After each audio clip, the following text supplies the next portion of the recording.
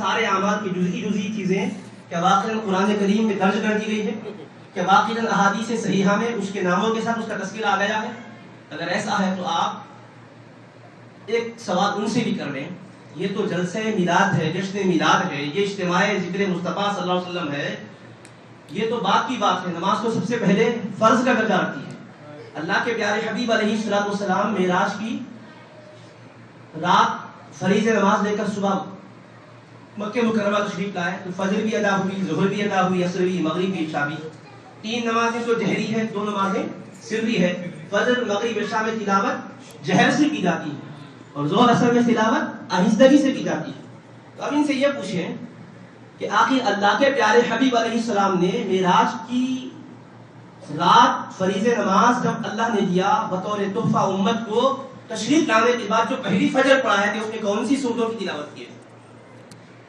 کون سی صورتیں پڑھے تھے فجر میں، مغرب میں، عشاء میں کون سی صورتیں پڑھے تھے؟ ہاں نا نبی ہر چیز کا بیان احادیث میں.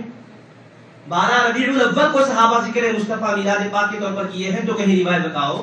ربیع الاول میں اگر کیے ہیں تو روایت بتاؤ. تو ٹھیک ہے، یہ بولیے کہ اللہ کے پیارے حبیب علیہ السلام معراج کے بعد تشریف لا کر جو نمازیں پڑھائے ہیں، امامت فرمائے ہیں، کہ ہر نماز میں کون سی صورتیں پڑھے تھے اس کا بیان کیا صحیح بخاری میں ملے گا، کیا صحیح مسلم میں ملے گا، کہ جامع ترمذی، سنن نسائی، ابن ماجہ، ابو داؤد میں ملے گا؟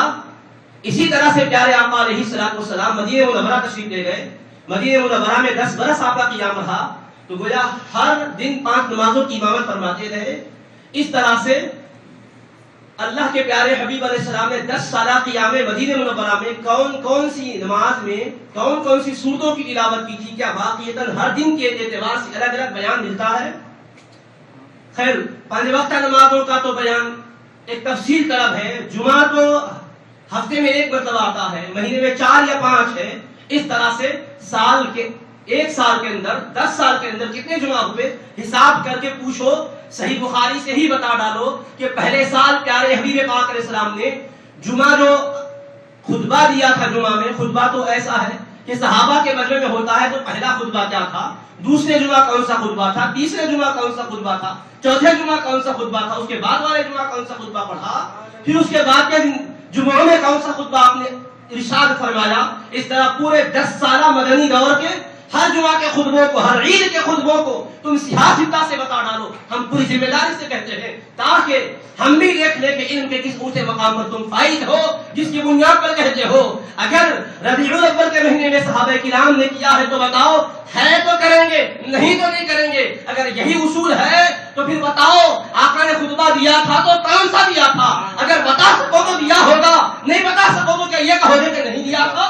اللہ اکبر. اگر روایتوں میں سیاستہ اگر ان خطبوں کا الگ الگ بیان نہ ملے تو کیا یہ کہا جائے گا کہ چونکہ بخاری میں 10 سالہ مدینہ منورہ کے خطبوں کا ذکر مکمل طور پر نہیں ملتا لہذا کبھی دیے ہوں گے کبھی نہیں دیے ہوں گے؟ یہ کہیں گے کہ نہیں، برابر آقا خطبہ ارشاد فرماتے رہے. روایت امام بخاری کو نہیں ملی ہوگی لیکن آقا نے خطبہ ضرور دیا ہے. یہ تو ہو ہی نہیں سکتا جمعہ ہے اور آقا خطبہ نہ دیے ہوں، یہ ہو ہی نہیں سکتا. عید کا دن آیا ہو آقا خطبہ نہ دیے ہوں، بے شک ہر عید کو آقا نے خطبہ دیا، ہر جمعہ کو خطبہ دیا. لیکن یہ بتاؤ کہ آخر یہ بخاری میں کیا ملتا ہے؟ ہر جمعہ کے خطبے کا بیان ملے گا کہ ہر عید کے خطبے کا بیان ملے گا؟ اگر ملتا ہے تو بتایا جائے، اگر نہیں ملتا ہے تو کیا یہ اختیار دیا جائے گا کہ وہ انکار ہی کر بیٹھے اجی خطبے کا بیان ہی نہیں ملتا تو لہذا شاید آپ نے خطبہ ہی نہیں دیا ہوگا؟ یہ کہیں گے یہ اصول غلط ہے، یہ ضابطہ ہی غلط ہے کہ روایت اگر نہ ملے تو یہ نہیں کہہ سکتے کہ نہیں کیے ہوں گے، اس لیے کہ ہمارا علم ناقص ہے. پیارے آقا علیہ السلام کے احادیث کریمہ کو تلاش کرنے کے لیے ہم صحافتہ کو لے کر بیٹھے ہیں. اس میں مل گئی تو حدیث ہے، نہیں ملی تو حدیث نہیں ہے. یہ ہمارا سرے سے طریقہ ہی غلط ہے. اگر ایسا ہے تو میں پوری ذمہ داری سے کہتا ہوں کہ 2 رکعت مکمل نماز کا بیان جس میں تکبیر تحریمہ سے لے کر السلام علیکم ورحمۃ اللہ، السلام علیکم ورحمۃ اللہ تک صرف 2 رکعت، چاہے فرض ہو کہ واجب، سنت ہو کہ نفل، صرف 2 رکعت کا مکمل بیان سیاستہ کو ملا کے بھی تم بتا ڈالو تو ہم پورا اعلان ذمہ دارانہ انداز میں کرتے ہیں. تو کیا اس کا مطلب یہ ہے کہ عجیب بخاری، مسلم، ترمذی، ابو داؤد، نسائی، ابن ماجہ 6 کتابوں کو ملا لیے تو 2 رکعت کا مکمل بیان نہیں نکلا؟ لہذا ان محدثین کرام نے اس لیے ذکر نہیں کیا کہ جو ذکر کیا وہی عمل تھا، جو ذکر نہیں کیا وہ عمل تھا ہی نہیں۔ مثلا یہ لوگ سینے پہ ہاتھ باندھتے ہیں، ٹھیک ہے، ہم نہیں کہتے کہ مت باندھو، ہر ایک کی اپنی تحقیق ہے۔ سینے پہ ہاتھ باندھنے کی حدیث کیا بخاری میں ہے، کیا مسلم میں ہے، کیا ترمذی میں ہے، کیا ابو داؤد میں ہے، کیا نسائی میں ہے، کیا ابن ماجہ میں ہے؟ بتاؤ، ان 6 کتابوں میں کہیں ہے تو بتاؤ۔ اللہ کے حبیب پاک نے سینے پر ہاتھ باندھا ہو یا باندھنے کے لیے فرمایا ہو، کیا صحیح بخاری اور یہ صحیح ستہ میں ہے؟ نہیں۔ پھر صحیح ابن خزیمہ کے حوالے سے یہ خود اپنی کتابوں میں اس کو درج کرتے ہیں۔ تو میں یہ نہیں کہتا کہ وہ حدیث غلط ہے، میں یہ کہنا چاہتا ہوں سبحان اللہ، سینے پر ہاتھ باندھنے کی حدیث صحیح ستہ میں نہیں ہونے کے باوجود ابن خزیمہ سے آپ لا رہے ہیں اور دلیل میں پیش کر رہے ہیں، تو ہم سے یہ کیوں مطالبہ کرتے؟ ہر بات بخاری سے بتاؤ، ہر بات مسلم سے بتاؤ، ہر بات ترمذی سے بتاؤ، ہر بات ابن ماجہ سے، نسائی اور ابو داؤد سے بتاؤ۔ اگر ایسا ہی ہوتا تو سینے پر ہاتھ باندھنے کی روایت تم بھی صحیح ستہ سے بتاتے ہوتے۔ یہ تو روایتوں کی بات ہے، نماز کی بات ہے۔ میں چھوٹا سا مسئلہ پوچھتا ہوں، نمرود کی ہلاکت کے لیے اللہ نے کیا فیصلہ کیا تھا؟ کس کے ذریعے سے اللہ نے اس کی ہلاکت مقدر کی؟ سبھی جانتے ہیں کہ ایک مچھر تھا کہ جس کی وجہ سے اللہ نے اسے ہلاک کر دیا۔ ان کی سمجھ کو درست کرنا چاہے تو ایک مچھر کا مسئلہ ہی کافی ہے۔ زیادہ بہت بڑی بات نہیں، ہاتھی کی بات، شیر کی بات، چیتے کی بات نہیں، مچھر کی بات کافی ہے۔ آپ کہیں گے وہ کیسا؟ جن کے پاس معیار یہ ہے کسی بھی عمل خیر کے کرنے کے سلسلے میں کہ بھائی صحیح ستہ میں ہے تو بتایا جائے، صحیح حدیث میں ہے تو بتایا جائے، لہذا صحیح حدیث میں ذکر نہیں ہے لہذا یہ عمل نہیں ہے۔ آپ کی توجہ درکار ہے، کیونکہ بات اصولی اور قانونی حیثیت سے میں آپ کے سامنے رکھ رہا ہوں۔ اللہ کے پیارے حبیب علیہ السلام کی امت کی رہبری کا دعویٰ کرتے ہوئے کہا جاتا ہے کہ جو عمل خیر بھی کرتے ہو صحیح ستہ میں ہے تو بتایا جائے، قرآن میں واضح طور پر ہے تو بتایا جائے، تو گویا کہ کسی عمل کے جواز کے لیے صحیح ستہ میں صراحت سے اس کا بیان آ جانا ضروری ہے۔ ان سے پوچھیے، شریعت تو ناقص نہیں ہے، شریعت تو کامل ہے۔ اگر ہم مثال کے طور پر شوربہ برتن میں ہے، مچھر گر گیا اور مر گیا تو کھانا جائز ہے یا ناجائز؟ اگر کہیں گے جائز تو کہہ دیجیے قرآن کی آیت پڑھ کے بتائیے جس آیت میں رب نے فرمایا کہ مچھر شوربے میں گر جائے تو کھانا جائز ہے۔ کہیں گے ناجائز تو فرمائیے کہ محترم کوئی آیت قرآن پڑھ دیجیے جس میں رب نے یہ فرمایا ہو کہ مچھر گر جائے تو کھانا ناجائز۔ قرآن کی آیت نہ صحیح بخاری سے کوئی حدیث پاک ہی پڑھ دیجیے کہ اللہ کے پیارے رسول علیہ السلام نے کہیں یہ فرمایا ہو کہ مچھر گر جائے تو کھانا جائز ہے یا نہیں ہے۔ جائز فرمایا تو بھی پڑھیے بخاری کی حدیث، ناجائز فرمایا تو بھی پڑھیے بخاری کی حدیث۔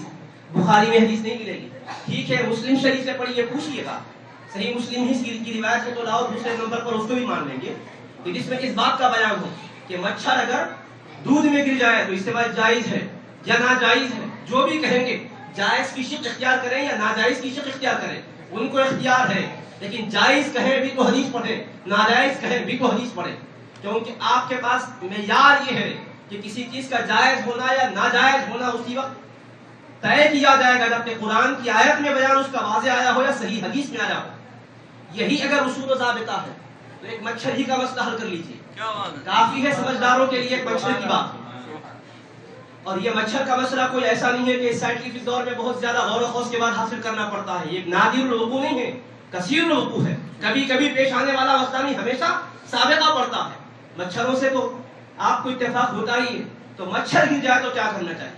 مچھر اگر بھاری پڑ جائے تو پوچھنا ٹھیک ہے، ہم اور نیچے اترتے ہیں، کیونکہ مچھر کاٹا تو ذرا تکلیف زیادہ ہی ہوتی ہے، اس سے چھوٹی چیز کی بات پوچھتے ہیں، چونٹی ہی کا مسئلہ حل کر دو۔ چونٹی شکر میں گر جاتی ہے، چائے میں گر جاتی ہے، کھانے میں گر جاتی ہے، کھائیں یا نہ کھائیں جو بھی ہے آیت پڑھ کے بتا دو یا کوئی صحیح حدیث پڑھ کے بتا دو۔ اب یہ ذمہ دارانہ طور پر عرض کر رہا ہوں کہ اگر آیت پڑھیں گے تو کون سی پڑھیں گے دیکھیں گے، اگر حدیث پڑھیں گے تو کون سی پڑھیں گے، جواز کی صورت ہو جانے میں جواز کی صورت۔ اب اگر نہیں پڑھ سکیں گے تو کیا یہ کہیں گے غیروں کو کیا یہ حق دیں گے دشمنوں کو اسلام کے کہ بھئی قرآن تمہارا ناقص ہے کیونکہ مچھر کا مسئلہ حل نہیں ہوا، کیونکہ چونٹی کا مسئلہ حل نہیں ہوا؟ مسئلہ اپنی جگہ مسئلہ ہے، اگر یہی ضابطہ ہے جواب کا کہ قرآن میں واضح اس کا بیان آئے یا صحیح حدیث میں اس کا تذکرہ آ جائے تو کوئی غیر یہ کہہ سکتا ہے کہ بھئی تم جس دین کی طرف بلاتے ہو اس کے دو ماخذ ہے، قرآن ایک صحیح حدیث، دونوں میں مچھر اور چونٹی کا مسئلے کا حل نہیں ہے، لہٰذا ہم کیوں اس دین کو قبول کریں؟ تو غیروں کو کیا جواب دیں گے؟ اے کلمہ پڑھنے والوں، خدا را دین کی ایسی تفہیم مت کرو جس کے نتیجے میں غیروں کو اسلام پر حملہ کرنے کا موقع ملے، غیروں کو اسلام پر نکتہ چینی کرنے کا موقع ملے۔ یہ ضابطہ ہی تم نے بنایا تو ہے غلط ہے، کسی بھی مسئلے کے جائز اور عدم جواز کے لیے نہ قرآن کی واضح آیت کا ہونا ضروری ہے، نہ صحیح حدیث کا ہونا ضروری ہے واضح طور پر.